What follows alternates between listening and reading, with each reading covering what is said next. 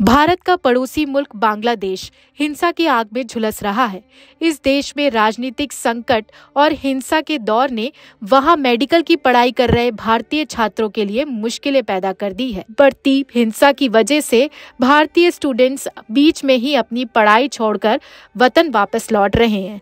आपको बता दें कि मुरादाबाद की आंचल सैनी मेडिकल की पढ़ाई का सपना लेकर बांग्लादेश गई थी, लेकिन बांग्लादेश में हालात बेकाबू हुए तो आंचल को मुरादाबाद वापस लौटाना पड़ा। आंचल ने लोकल 18 को बताया कि हमें पता नहीं चल रहा था कि बाहर क्या हो रहा है। इंटरनेट बंद हो गए थे और हॉस्टल के अंदर हम पूरी तरह से आइसोलेट हो गए थे।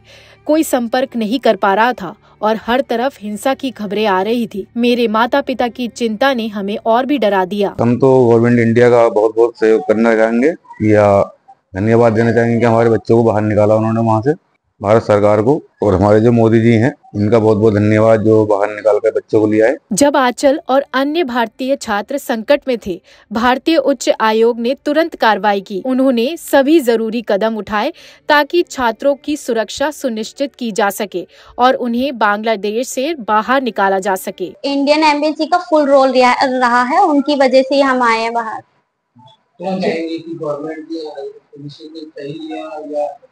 जी मैं यही कहूंगी कि उन्होंने बहुत अच्छा डिसीजन लिया है हमें बाहर लाने के लिए, क्योंकि इस टाइम बहुत ज्यादा वहाँ पर लड़ाई चल रही है। अब न्यूज में हम लोग यहाँ पर रहकर देख रहे हैं, तो हम सब यही थैंकफुल हैं इंडियन गवर्नमेंट के लिए कि हम लोगों को बाहर निकाल लिया है बांग्लादेश। कितने लोग उसी कॉलेज में पढ़ रहे थे? I think 10, around 10। तो सारे लोग आ गए या कुछ फंसे हुए हैं? सभी लोग हमारे साथ हैं, हम सब लोग साथ हैं। तो इंडिया के और भी अलग जगह के लोग भी वहाँ फंसे हुए हैं या सभी आ गए हैं?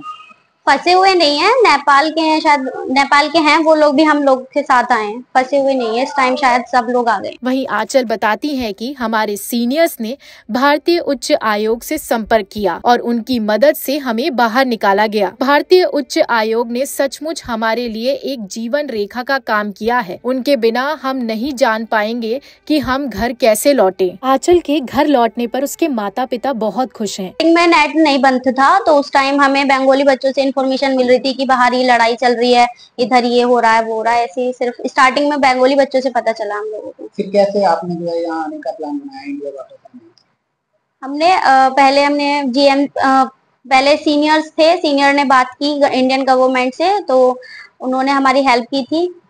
उनकी वजह से ही हम बाहर आए, मतलब इंडिया आए। आंचल के पिता ने बताया कि हमारी बेटी की सुरक्षा को लेकर हम बहुत चिंतित थे। हमें लगातार डर लगा था कि कहीं कुछ अनहोनी ना हो जाए, लेकिन जब भारतीय उच्च आयोग ने मदद की तो हमें राहत मिली। अब हमारी बेटी घर में सुरक्षित है और हम सरकार के प्रति आभारी हैं। आंचल की सुरक्षित वापसी ने उसके परिवार को भारी राहत दी है। इस संकटपूर्ण स्थिति के बावजूद भारतीय उच्च आयोग ने अपनी जिम्मेदारी निभाई और संकट की घड़ी में मदद की। लोकल 18 के लिए मुरादाबाद से पीयूष शर्मा की रिपोर्ट।